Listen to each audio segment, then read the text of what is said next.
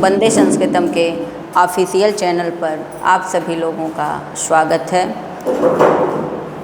कुछ लोग कह रहे थे कि वीडियो थोड़ा बड़ी बना दीजिए।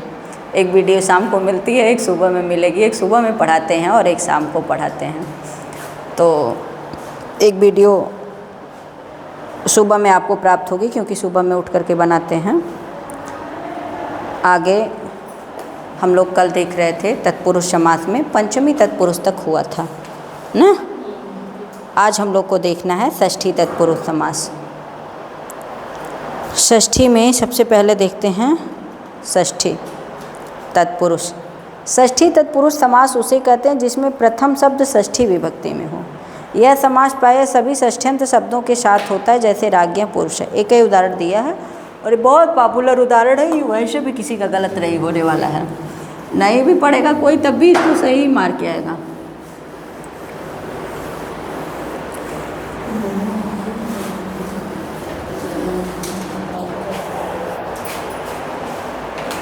षष्ठी तत्पुरुष।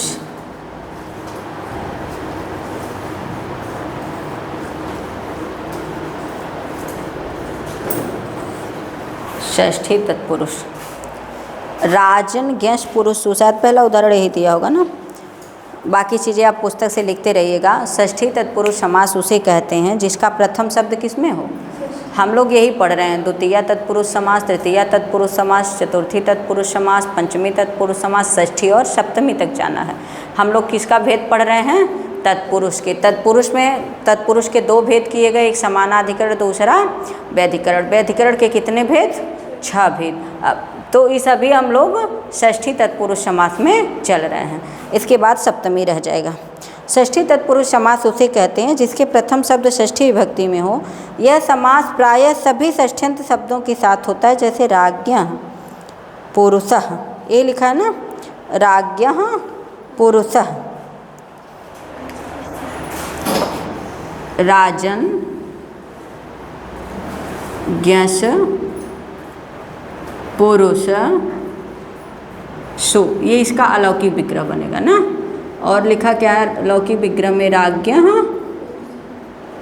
पुरुष। यही है ना, राज्ञ पुरुष, राजन ज्ञस और पुरुष सु। आप इसको लिख लीजिएगा, यहाँ बनेगा। ये है लौकिक विग्रह। लौकिक माने जो समाज में प्रयोग हो, अलौकिक जो व्याकरण जगत में चले। इसको सब लोग जान जाएंगे, जो व्याकरण नहीं पढ़ते हैं वो भी पकड़ लेंगे ना। पर ये जो व्याकरण पढ़ते हैं ना वही जान पाएंगे ये ज्ञस क्या है, सु क्या है। ये इसका मतलब यही अलौकिक विग्रह जिसकी प्रक्रिया व्याकरण में हो। राजन ज्ञस पुरुष सु। अब इसका मूल क्या बन जाता है, जहाँ विभक्ति समास में क्या होता है, विभक्ति का लोप हो जाता है। समास में विभक्ति का क्या हो जाएगा, अब जब करना रहेगा तो षष्ठी सूत्र से राजन ज्ञस सुबंत का पुरुष सु सुबंत के साथ, दोनों क्या है, सुबंत लगा है ना। राजन ज्ञस सुबंत का पुरुष सु सुबंत के साथ षष्ठी तत्पुरुष समास होगा। प्रथमा निर्दिष्ट उपसर्जनम पूर्वम से राजन ज्ञस पुरुष सु ले आते हैं, फिर उसको पहले कर देते। सुपो धातु प्रातिपदिकों से क्या होता है, विभक्ति का लोप हो जाता है। सुपो धातु प्रातिपदिकों क्या कहता है, विभक्ति का लोप करता है। लेकिन इसमें जो राजन में ना है, सु का लोप तो हो जाता है, तो राजन पुरुषः बनेगा। क्या बनेगा, सुपधातु प्रातिपदिकों से जब इसका लोप हो जाएगा तो राजन पुरुष न लोप प्रातिपदिकांत सूत्र से न का लोप होता है। राजन है ना, और मूल शब्द क्या बनता है ले आकर के, राजपुरुष बनता है ना, राजपुरुष ही बनेगा ना। ये बनता है राज पुरुष, यही बनता है ना। ये विभक्ति इत्यादि का लोप हो करके।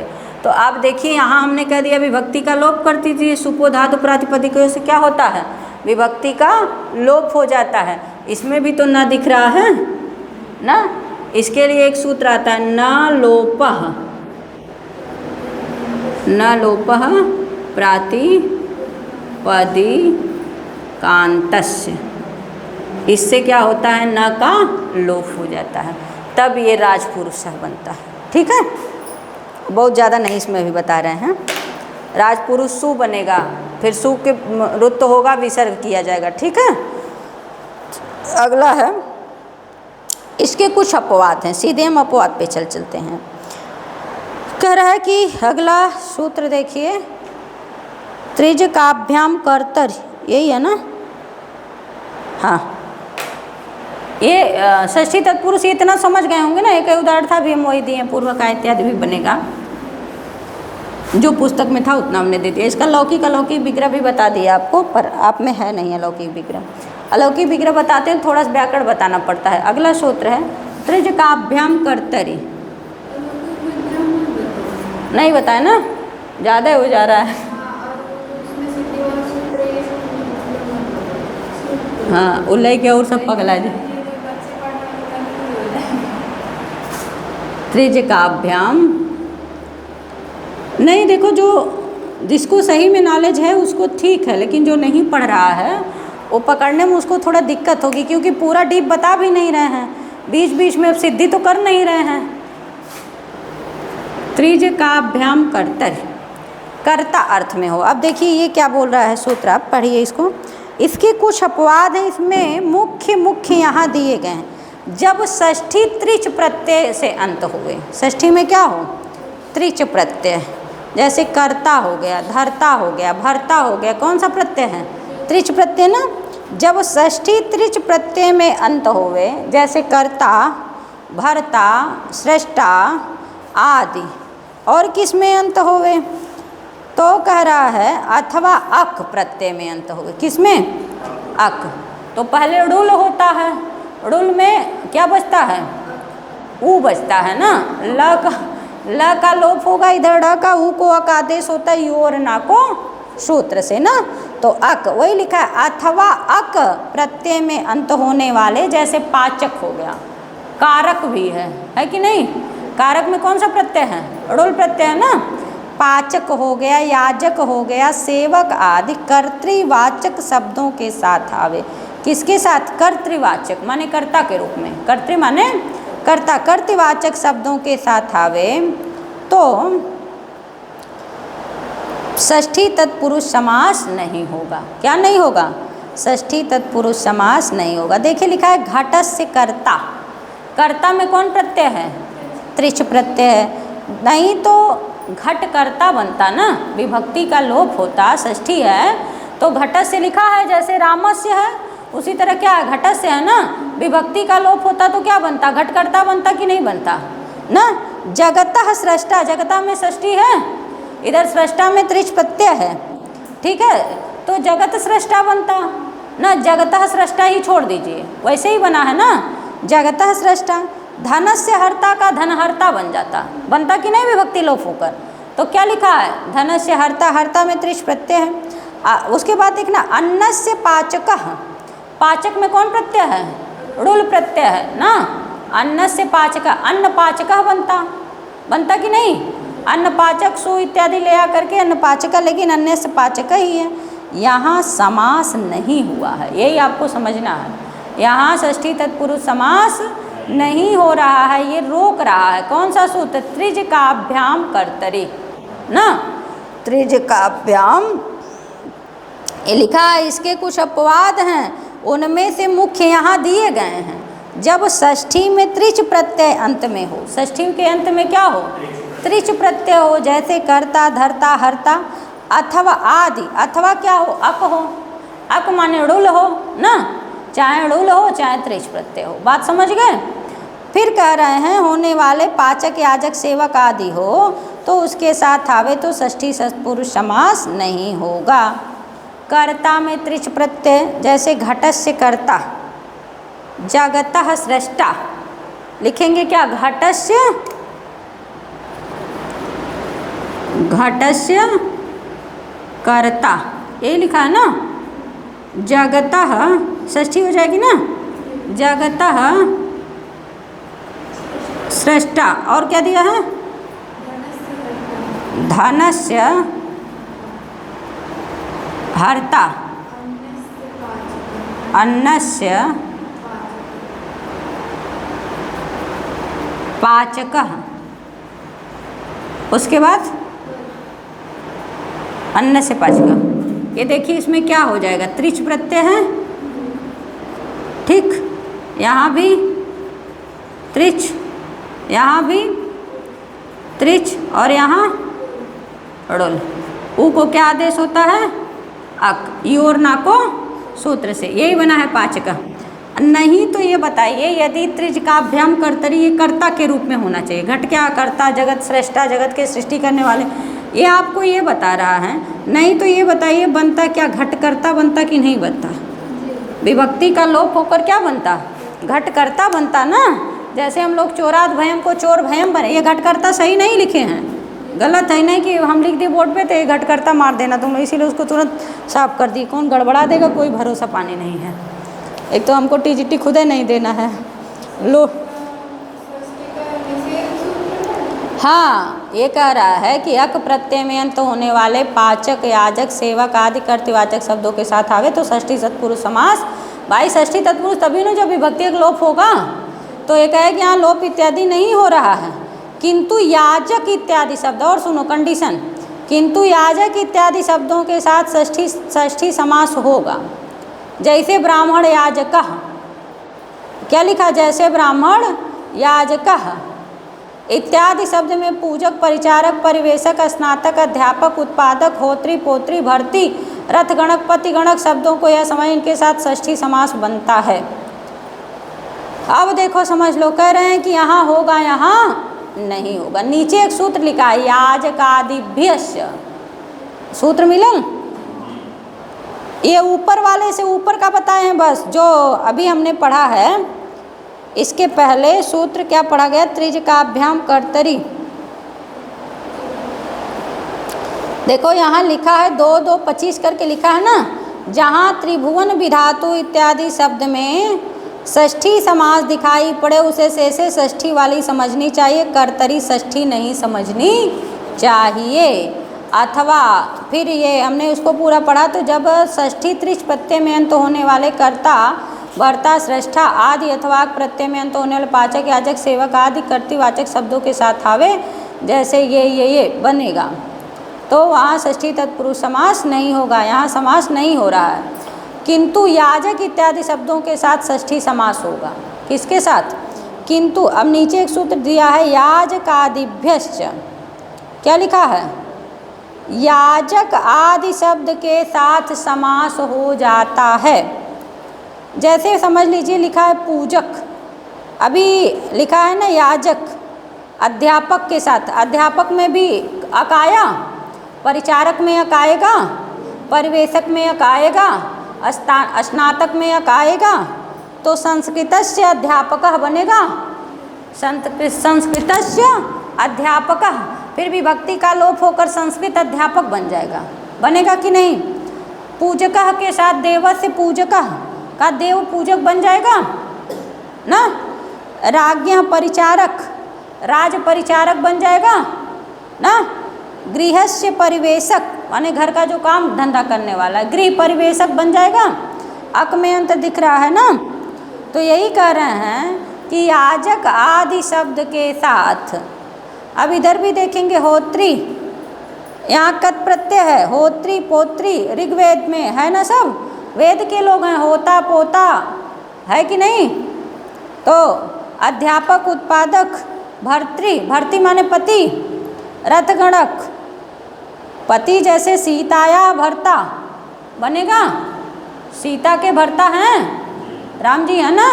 सीताया भर्ता, तो भर्तृ में भी प्रत्यय दिखा, त्रिच प्रत्यय है कि नहीं। भर्तृ में क्या हो जाएगा? भर्ता है ना, सीताया भर्ता बनेगा, तो त्रिच प्रत्यय है कि नहीं। तो यही कहे किंतु जब कोई याजक इत्यादि शब्द हो तो याजक वाले में इतना आएगा, आपको ये ध्यान रखना पड़ेगा। याजक इत्यादि शब्दों के साथ षष्ठी समास होता है। ऊपर तो नहीं हुआ, पर नीचे कह रहे हैं कि षष्ठी होता है। जैसे ब्राह्मण याजक, नहीं तो ब्राह्मण याजक का मूल बना के दे दिया, ब्राह्मण से याजक का पहले बनेगा ना। फिर क्या आएगा? और विभक्ति का लोप हो जाएगा, तो ब्राह्मण भी एकारांत है ना।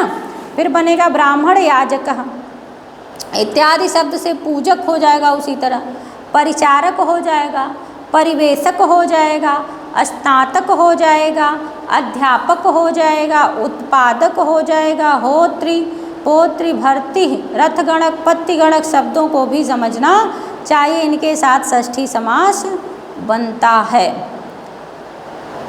कहा कि जैसे पूजक है तो देवस्य पूजक का क्या बनेगा, देव पूजक बन जाएगा कि नहीं। हमने ले लिया पूजक, सबसे पहले क्या लिखा, पूजक ही लिया है ना।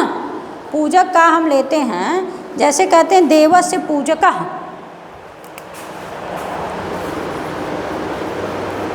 देवस्य पूजक। एक क्या लिखा है, ब्राह्मणस्य, किसके साथ दिया है ब्राह्मण वाला, हाँ, ब्राह्मणस्य याजक बन जाएगा, ब्राह्मणस्य, इस तरह लिख दे रहे हैं, ब्राह्मणस्य याजक।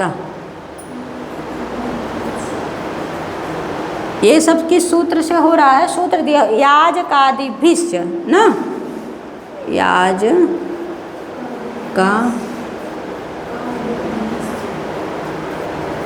दिभ्भिश्च, ये लिखा है, याजका दिभ्भिश्च, दिभ्भिश्च माने याजक आदि, यहाँ तक ले लेना, याजक आदि में, तो यहीं में याजक पूजक परिचारक सबका दे दिया ना। अब ये ब्राह्मण से पूजक का क्या लिखा है, ब्राह्मण, अच्छा पूजक लिख देना, याजक हो जाएगा, ठीक, पूजक भी बन जाएगा इसका, इसका देव पूजक, देव पूजक बन जाएगा, विसर्ग इत्यादि होकर के ना। देवस्य, देवस्य है तो क्या बनेगा, देव पूजक का बन जाएगा ना। क्या छूट गया, चला ब्राह्मण में रह छूट गया, लाला ब्राह्मण जे रही वो अपन निकाल ले रहा। ब्राह्मण याजक इत्यादि शब्दों में पूजक परिचारक करिश्मा ध्यान रखती है, नहीं अच्छी बात है। कहा कि हम एडिट नहीं करते, सब लोग ज़्यादा वीडियो बनाते तो एडिट करते हैं, जहाँ जो भी कमी रहती है हम उसी तरह डाल देते हैं, ये बैठ के एडिट करी। एक तो हमारे साथ क्यों है ना, हम ही वीडियो बनावे के, हम ही के लोड करे के, हम ही छोड़े के, कुल जब हम ही करब तो क्या हुई। यही आप वही लोग साथ देते हैं तो समझ जाइए वो बन रहा है, नहीं तो वो रुक जाइए, पढ़े ना लोगों नहीं पता, कल 3 दिन छुट्टी पर अल के वीडियो बना के डाल दे, वीडियो हुए ना बन पावे ले। अच्छा देखिए आगे, इसी तरह अगला भी बन जाएगा ना, राज्ञ परिचारक, राज परिचारक बन जाएगा, गृहस्य परिवेशक, गृह परिवेशक ना, इसी तरह सबका बन जाएगा, कोई दिक्कत। संस्कृत से अध्यापक, अध्यापक संस्कृत अध्यापक बन जाएगा कि नहीं ना। अगला सूत्र है न निर्धारणे, ये देखा क्या कहता है, निर्धारण किसी वस्तु की दूसरी से विशिष्टता दिखलाने के अर्थ में प्रयोग में आई हुई षष्ठी का समास नहीं होगा, ठीक है। न निर्धारणे सूत्र से कह रहा है कि कोनो वस्तु को का दिखावे के तो है यहाँ विशिष्टता की, के बड़ा हो, के करे ढेरावत हो, ब्राह्मण बना हुआ ठाकुर बड़ा हुआ, हाँ ये यही आपको बताया, हाँ न निर्धारण कह रहा है कि निर्धारण किसी वस्तु की दूसरी वस्तु से क्या दिखाई जाए, विशिष्टता माने विशेषता क्या है, अर्थ में प्रयोग में आई हुई षष्ठी का समास नहीं होगा। जैसे नृणाम द्विजः श्रेष्ठ, नृण माने मनुष्य, मनुष्यों में ब्राह्मणों को श्रेष्ठ बताया गया है ना।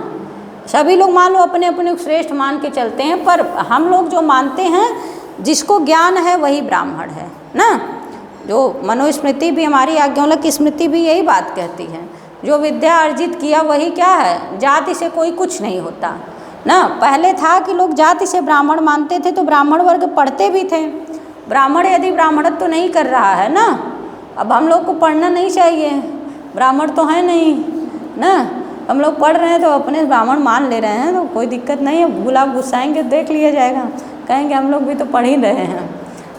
अच्छा जो मान लो जात से भी ब्राह्मण हो, कर्म से भी ब्राह्मण हो, भाई वो बड़ा वाला ब्राह्मण है, हम लोग जात से नहीं हैं, जितने बैठे हैं सबको जात से ब्राह्मण नहीं है यहाँ, ठीक है। नृणाम द्विजः श्रेष्ठ पर हम लोग श्रेष्ठ मान ले रहे हैं, काहे कि हम लोग पढ़ तो रहे हैं इतना।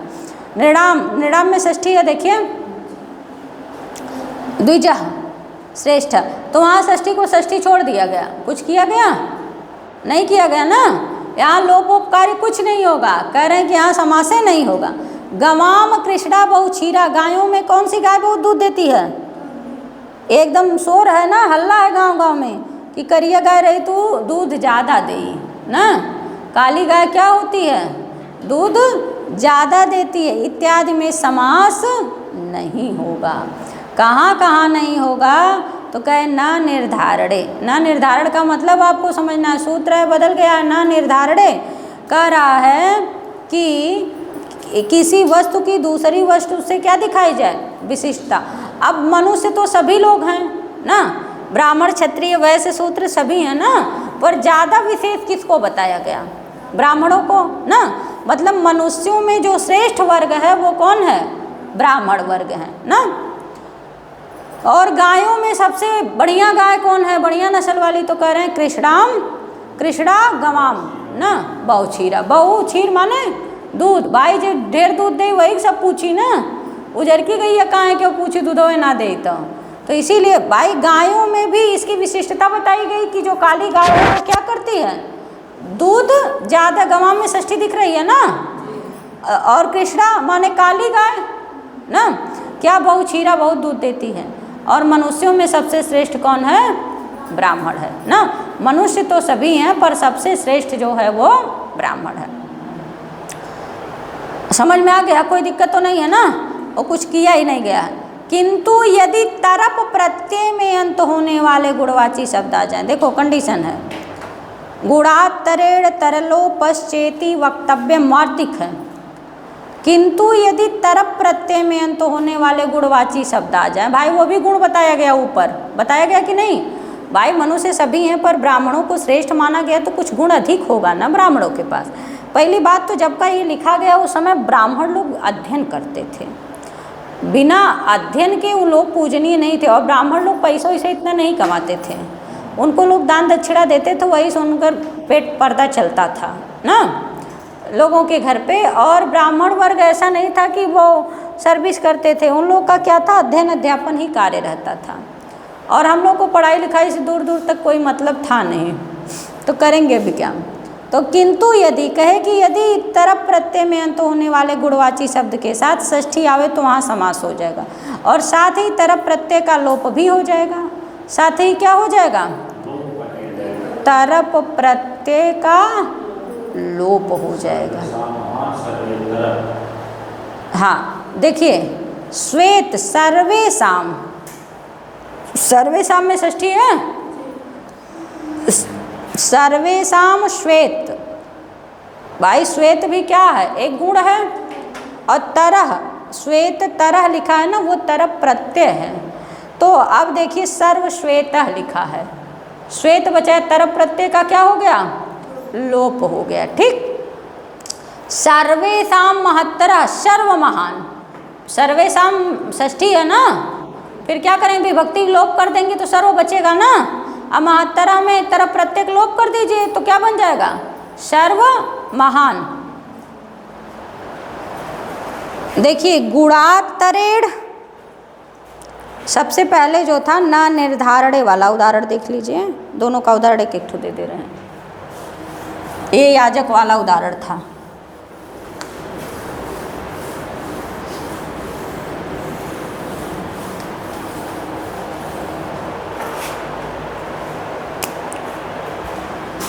न निर्धारणे, उदाहरण बोलिए। हाँ, निर्णाम द्विजः श्रेष्ठ, ये लिखा है। निर्णाम द्विजः श्रेष्ठ, निर्णाम माने षष्ठी है, अद्विज माने ब्राह्मण। इस श्रेष्ठ क्या दिखाया जा रहा है? ये न निर्धारण सूत्र आपसे कहा कि किसी से किसी की विशिष्टता दिखाई जाए ना, विशेषता दिखाई जाए। जैसे दो भाई बहन हैं तो लोग क्या कहते हैं? ये बड़ा सुंदर है ना, वो में सब विशेषता देखल है। पढ़ले में ठीक है कि कुछ है बन के गोबर है, जेके ना कुछ है गोबर है। पहले तो हम ये सोचे गोबर कहाँ हो तो मनई है, पर उसको लोग मेरे समय भाई है तो ये मनुष्य, पर जिसको कुछ नहीं आता है उसको लोग क्या कहते हैं? गोबर गणेश हुआ है वहीं में गणेशो जी आ जाने लपेटा में ना।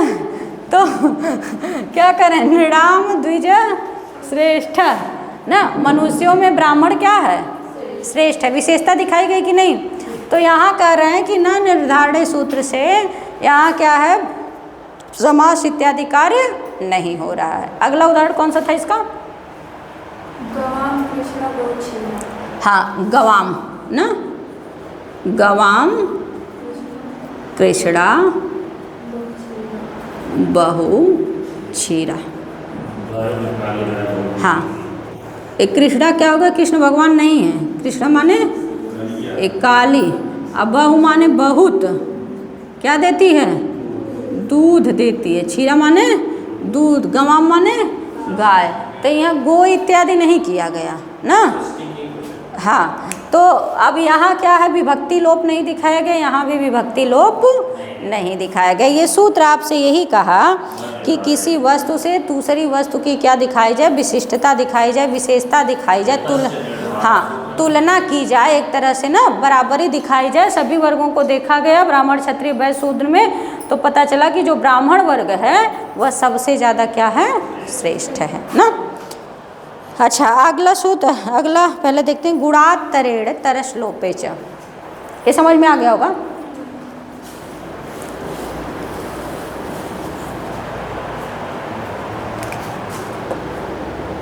सूत्र है गुणा तरेड़, ये है ना, गुणात तरेड़ तर लोपश्चेति है, लोपश्चेति और क्या, अच्छा वक्तव्य,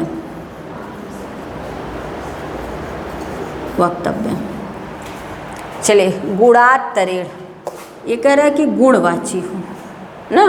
सूत्र क्या ले, तो वहाँ तरप प्रत्यय हो, तरप क्या हो, प्रत्यय हो। उत्तरेण माने उत्तर में, तरप प्रत्यय कहाँ होना चाहिए, बाद में होना चाहिए। उत्तरेण लिखा है ना, तो उसका क्या कर देना, लोपा, लोपश्चेत वक्तव्यम, ऐसा करे। वार्तिक है, देखिएगा ये वार्तिक ही होगा ना। हाँ, चूँकि ऊपर सूत्र था, एक तरह गुण यहाँ भी आपको देखना, ऊपरों तो गुण के आधार पे मनुष्यों को श्रेष्ठ, ब्राह्मण को श्रेष्ठ बताया गया ना। भाई ऐसा तो है नहीं कि ब्राह्मण वर्ग के पास 4 हाथ पैर होता है, उनके पास तो 2 ही होता है ना, पर वहाँ भी गुण ही दिखाया गया, 4 होता है। गुलाब जी कह रहे हैं 4 होता है। देखिए, और गाय में भी तो सबकी वही स्थिति है, पर काली गाय को क्यों, वहाँ भी गुण दिखाया गया, उसमें भी कुछ विशेषता दिखाई गई।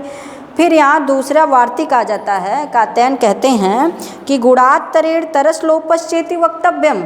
ये कह रहा है कि यदि तरप प्रत्यय में अंत होने वाला हो, किसमें, अच्छा ऊपर देखा लोगों तो तरप प्रत्यय में अंत ना हो था, कन्फर्म कह लिया, ठीक है, नहीं हो रहा है ना। तरप प्रत्यय में अंत होने वाले गुणवाची शब्द के साथ षष्ठी आवे तो समास हो जाएगा। ऊपर समास नहीं हो रहा है, पर ये कह रहा है समास हो जाएगा, साथ ही तरप का लोप भी हो जाएगा। उत्तर शब्द गुणवाची होना चाहिए, उत्तर शब्द क्या होना चाहिए, गुणवाची होना चाहिए, एक कंडीशन है। उत्तर शब्द गुणवाची होना चाहिए, और क्या होना चाहिए, तरप प्रत्यय होना चाहिए ना उत्तर में ही, और उस तरप का फिर क्या होना चाहिए, लोप हो जाएगा, तरप का लोप हो जाएगा। अब उदाहरण बताइए इसका। इंक भी नहीं है इसमें, सर्वेशाम श्वेततरः लिखा है, सर्वेशाम श्वेततरः लिखा है, हाँ श्वेततरः, श्वेत माने सफ़ेद, श्वेततरः ये लिखा ना, सर्वेशाम श्वेततरः, ये देखिए षष्ठी मिली ना, सर्वेशाम श्वेततरः, ये जो तरह लिखा है तदुरा है, तरप प्रत्यय का है, ठीक, इसका क्या हो जाएगा, लोप हो जाएगा। और आपको कहा कि ये सूत्र क्या कह रहा है, गुणवाची सर्वेशाम, सभी गुणों में, मतलब सभी कलर में श्वेत कलर क्या है, सबसे बढ़िया माना जाता है। सबसे बढ़िया कौन सा कलर है, देखिए सफ़ेद कलर शायद कोई ऐसा हो जिसको ना अच्छा लगे, शायद कोई ऐसा हो, रीज़न एक ही होता है कि गंदा बहुत होता है, इसके लिए लोग उसको पहन नहीं पाते हैं ना, ये सही बात है कि नहीं। सफ़ेद कलर बढ़िया लगता है ना, उसको जितना धुलिए ये रहता है कि ऊपर से नीचे तक एकदम सफ़ेद सफ़ेद रहा है। बहुत हमको भी बहुत पसंद है, पता नहीं आप लोग को है कि नहीं। हम लोग तो इसलिए गंदा गंदा कलर पहनते, भगवान धोवे कम पड़े तनी ना। अब पता नहीं चला कहाँ कपड़ा वो अपना ही धोए कि अगर ये जिम्मेदारी पुरुषों को दे दी जाती तो हम रोज सफ़ेद पहनते।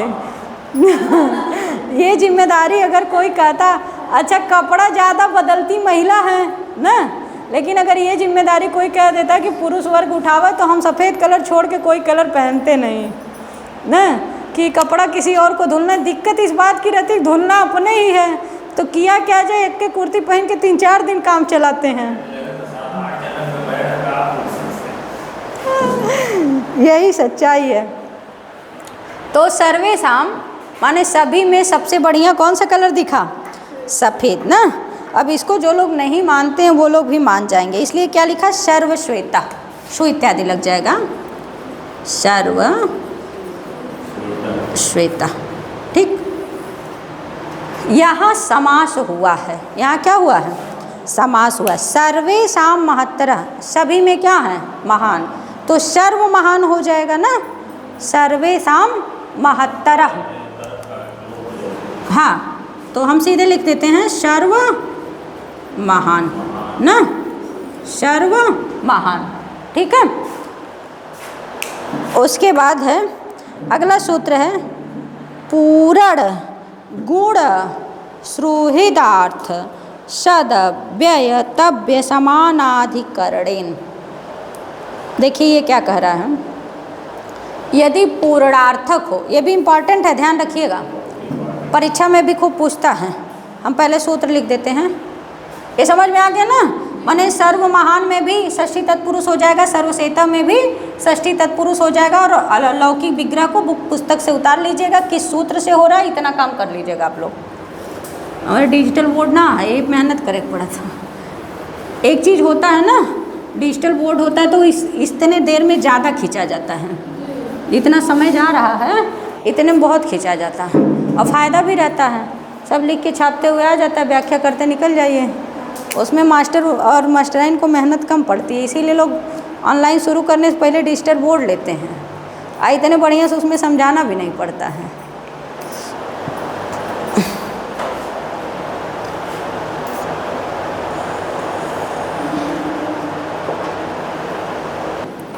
पूर्ण गुण ये है ना, शोहित्रार्थ बोलना, ये लिखा है शोहितार्थ सद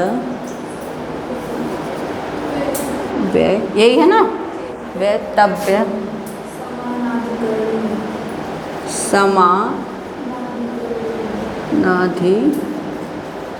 समानाधिकरणे। हो गया? अच्छा, करणेन।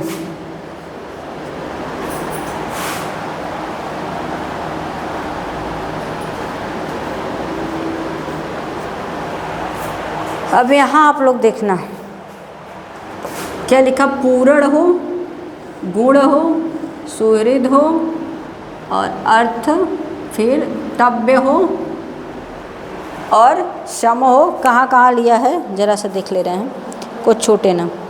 कह रहा है कि पूर्णार्थक शब्दों से बने हुए शब्द हो, गुणवाचक हो, गुण माने गुणवाचक सुहृद हो, सुहृद, उसके बाद तृप्ति शब्दों के साथ, सत्री एवं सानच प्रत्यांत शब्दों के साथ, कृदंतव्यों के साथ, तव्य प्रत्यय के साथ बने समानाधिकरण शब्दों के साथ षष्ठी तत्पुरुष समास नहीं होगा।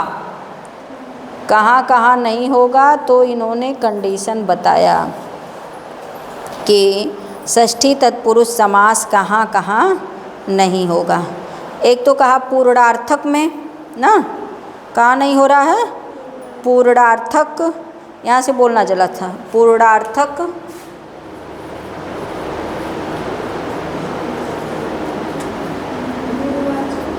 पूर्णार्थक, उसके बाद गुणवाचक, उसके बाद सुहृद,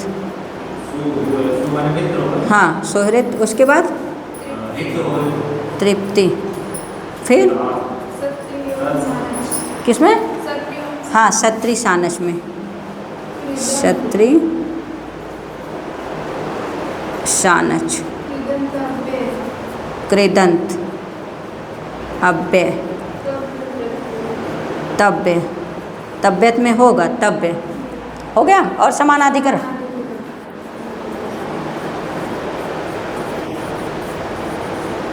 यहाँ समास नहीं होगा। 1 2 3 4 5 6 7 8 जगह हो रहा है क्या? 2 3 4 5 6 7 8। हाँ चला ऊपर नीचे भागत है 8 हो गया ना। पूर्णार्थक गुणवाचक सुहित तृप्ति क्षत्रि शानच कृदंत अव्यय तव्य और समानाधिकरण। ये सूत्र कह रहा है कि पूर्ण हो गुण हो सुहृद हो और क्या है तृप्ति हो सदव्य तव्य समानाधिकरण। तो कह रहा है क्षत्रि और शानच कृदंत तव्य और समानाधिकरण में यहाँ पूरा उसमें दिया नहीं, यहाँ जो है समास नहीं होगा। इसके शब्दों के साथ पहला उदाहरण दिया शताम षष्ठ। क्या लिखा है? शताम में षष्ठी है, पूर्णार्थक का उदाहरण है। शताम षष्ठ नहीं तो बतावा सतष्ठ बनत कि ना बन जाता ना, विभक्ति का लोप हो जाता तो क्या बनता? सतष्ठ बनता ना। शताम षष्ठ। काकस्य कार्षण्यम लिखा है, काकस्य कार्षण्यम। कौआ कैसा है? काला है ना, ये भी उसका गुण है कि नहीं? करिया कौआ है ना, गुणवाची है। काकस्य कार्षण्यम।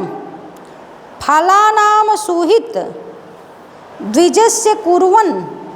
कुर्वन् में क्षत्रि का उदाहरण है कि नहीं? कुर्वन् में क्षत्रि प्रत्यय है ना। और कुर्माणो बना है, कुर्माणः कुर्माणा शानच में आ जाएगा ना, कुर्माणो। ब्राह्मणस्य कृता कृत्वा।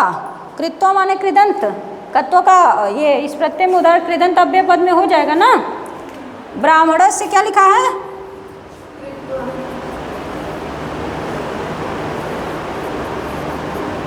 ब्राह्मणस्य कृत्वा बन जाएगा ना। इसी में तव्यत वाला भी आएगा। देखो ये तव्य और ये तव्यत दोनों का देखना है तो तव्यत में होगा, नीचे बताएगा भी। ब्राह्मणस्य कर्तव्यम, तव्य प्रत्यय। कर्तव्य में कौन सा प्रत्यय है? तव्य प्रत्यय है। ब्राह्मणस्य कर्तव्यम।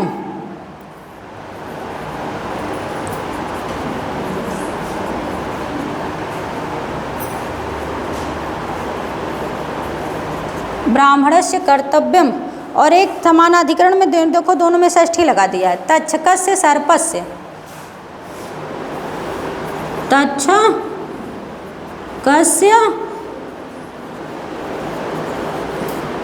सर्पस्य, ये दोनों में षष्ठी है ना, इसलिए समानाधिकरण का उदाहरण लग रहा है ना। तो कह रहे हैं कि यहाँ जो है नहीं होगा। शताम षष्ठ काकस्य कार्षण्यम गुणवाचक हो जाएगा ना।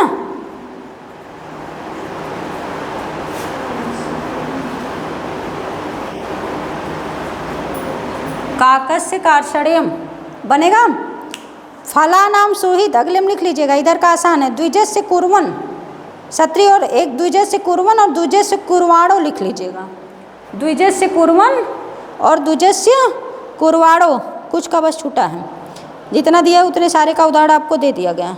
कृदंत अव्ययों के साथ, तो कृदंत अव्यय के साथ जैसे कृदंत में तव्यत भी आ जाएगा ना, तो कृदंत का इसी में बन जाएगा। कृदंत अव्यय में ब्राह्मणस्य कृत्वा बनेगा ना। इसका रूप कहाँ चलता है? कृत्वा का ना। तो कह रहा है कि यहाँ जो है तत्पुरुष समास नहीं होगा। ऊपर का 2-3 जो उदाहरण छोड़े हैं उसमें लिख लीजिएगा। जैसे गुणवाची का लिखा, फलानाम सुहित वाले में लिख लेना, और द्विजस्य क्षत्रि वाले में द्विजस्य कुर्वन् लिख लेना, और शानच वाले में द्विजस्य कुर्वाणो, वही वाला उदाहरण बन जाएगा। ठीक है, यही कह रहा था कि और जो पहला उदाहरण है वो कैसा पूर्णार्थक है। वो पहला उदाहरण क्या है? पूर्णार्थक उसको कहते हैं जैसे 1 2 3 ना कहा गया, प्रथमा द्वितीया नहीं, पूर्ण शब्द कहा गया। 6 क्या है? पूर्णार्थक शब्द है ना। यही कह रहा है गुण हो सुहृद हो तृप्ति जो लिखा है माने क्षत्रि शानच प्रत्यय वाला अव्यय हो, उसमें नहीं है। तृप्ति में नहीं है। सत्री और सानच वाला अव्यय हो, तब्यत में समानाधिकरण ऐसे साथ तब्य होगा, पर तब्यत में अभी आगे आपको बताएगा फला नाम तृप्ति श्रोहित वाले में एक साथ हो जाएगा। ये सताम षष्ठ पूर्ण का उदाहरण हो जाएगा। कौआ कैसा है? काला है ना, गुणवाची है कि नहीं? एक कौए का गुण है ना। द्विजस्य कुर्वन् ब्राह्मणस्य कृत्वा, जो इम्पॉर्टेंट है उसको लिख लीजिए। एक सताम षष्ठ लिख लीजिए, काकस्य कार्षण्यम लिख लीजिए, द्विजस्य कुर्वन् लिख लीजिए, ब्राह्मणस्य कृत्वा लिख लीजिए, जो लगता है कि पूछने लायक है। तक्षकस्य सर्पस्य भी लिख लीजिए। यह नाते लिख ले लोगों ना कि समानाधिकरण में ना जाइए। ये कह रहा है आपसे। नीचे अभी देखिए उसका स्पष्टीकरण भी दे रहा है। एक सूत्र लिखा होगा आगे, पहले यहाँ तक हुआ, इसके बाद देखिए लिखा टिप्पणी में, आप ध्यान रखिए। तब्यत से बने शब्दों के साथ षष्ठी समास होता है। पूछ दे कि किसमें षष्ठी समास नहीं होता है, तो कह देना तब्य में नहीं होता है पर तब्यत में होता है। छोटी चीज़ है ना। तब्य और तब्यत में कोई अंतर नहीं। तत् केवल इतना सूचित करता है कि तब्यत से बने शब्द स्वरित होने वाले होते हैं। तब्यत से बने शब्द कैसे होते हैं? स्वरित। जैसे स्वकर्तव्यम लिखा है, स्वरित समस्त पद ही बनेगा और उसमें अंत स्वरित होगा। उसका अंत कैसा होगा? स्वरित होगा। समानाधिकरण के भी संबंध में इतना जानना आवश्यक है कि विशेषण पूर्व पद कर्मधार है। इसके बाद हम लोग को कर्मधारय पढ़ना है ना सप्तमी के बाद। कह रहा है कि विशेषण पूर्व पद कर्मधार है, जो समानाधिकरण तत्पुरुष का एक भेद है, जिसमें दोनों पद समानाधिकरण अर्थात समान लिंग और विभक्ति वाले होते हैं। तो ये ना समझ लेना कि अब जितना होगा वहाँ भी समास नहीं होगा, ऐसा नहीं है। इसके अतिरिक्त माने इसको छोड़ करके समानाधिकरण शब्दों में भी समास का निषेध इस स्थल में किया गया। खाली यहाँ किया, यहाँ भी समानाधिकरण नहीं है, इसको कह रहा है। ऐसा ना हो कि आपको ये लगे कि जैसे एक उदाहरण है ना समानाधिकरण का, कृष्ण सर्पा उधर पढ़ते हैं ना, तो ये यही कह रहा है कि आपको ये ना लगने लगे कि इसके अतिरिक्त समानाधिकरण शब्दों में भी समास का निषेध हो गया तो और जगह क्या होगा? रहेगा। पर यहाँ निषेध बताया गया है। इसमें देखिए जितना दिया है एक एक का उदाहरण दिया है कि सूत्र से हो रहा है, बस ये याद रख लीजिएगा। और जो विशेष रूप से दिया है जैसे सताम षष्ठ ध्यान रखिएगा, काका से कार्षण में याद रखिए, ब्राह्मण से कर्तव्य में तब्य प्रत्यय है। यहाँ तो से यो पूछ सकेला कि कर्तव्य में तब्य हो कि तब्यत हो, तो कह दिए तब्य प्रत्यय। तब्यत में षष्ठी का विधान होगा, षष्ठी तत्पुरुष होगा, यहाँ नहीं हो रहा है। यही ये कहने के लिए आया। चूँकि कहा ना कि पूर्णार्थक प्रत्यय से बने हुए शब्दों के साथ, गुणवाचक शब्दों के साथ श्रोहित, श्रोहित और तृप्ति एक ही चीज़ है ना। श्रोहित और तृप्ति लिखा है ना। श्रोहित अर्थात तृप्ति अर्थ वाले शब्दों के साथ, क्षत्रिय और सानस प्रत्यांत शब्दों के साथ, कृदंतव्यों के साथ, तव्य प्रत्ययों से बने शब्दों के साथ, समानाधिकरण शब्दों के साथ षष्ठी तत्पुरुष समास नहीं होता है। लिखा ना यहाँ षष्ठी तत्पुरुष समास नहीं होगा। तो वो आप जो पढ़ेंगे वो तो समानाधिकरण होता है ना। उधर क्या है, सब में प्रथमा हो जाती, यहाँ तो षष्ठी पढ़त, आप वहाँ कैसे समानाधिकरण मार देंगे। यही ये बताना चाह रहे हैं कि ऐसा न लगे आपको जहाँ विभक्ति समान हो बस समानाधिकरण तो यूँ झोंक दें। सताम षष्ठ काकस्य कार्षण्यम फला नाम श्रोहित द्विजस्य कुर्वन् कुर्वाणो ब्राह्मणस्य कृत्वा ब्राह्मणस्य कर्तव्यम तक्षकस्य सर्पस्य समानाधिकरण। उसके बाद अगला है लास्ट वाला, देख लेते हैं। तो छोटा सा है, कुछ है नहीं इसमें। तेन च पूजायाम ये लिखा है ना, देख लीजिए छोटा सा है, इसमें कुछ है नहीं, ताकि ये षष्ठी समाप्त हो जाए।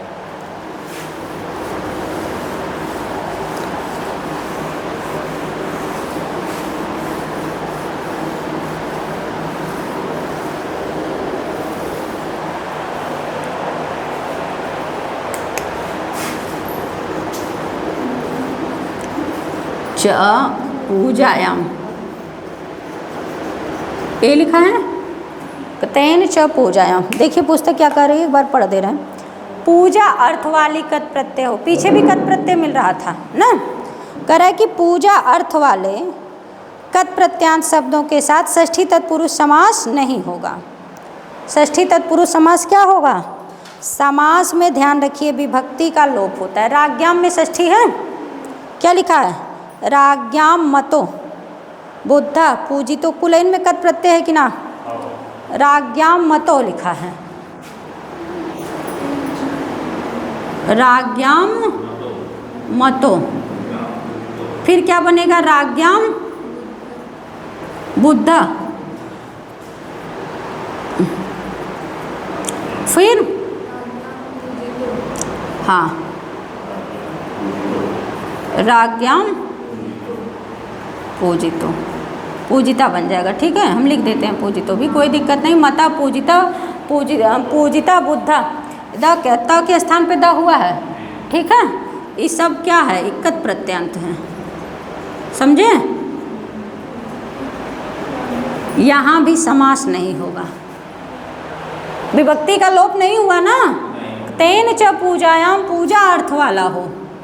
ठीक है, यही इसका उदाहरण बता रहा है, कह रहा है कि पूजा अर्थवाची कत प्रत्यांत शब्दों के साथ भी षष्ठी तत्पुरुष समास नहीं होता है। जैसे राज्ञाम मतः, राज्ञाम बुद्धः, राज्ञाम पूजितः, राजमतः इत्यादि शब्द नहीं बनेंगे। जैसे उधर राज्ञा पुरुषों का राज पुरुषा बनता है कि नहीं?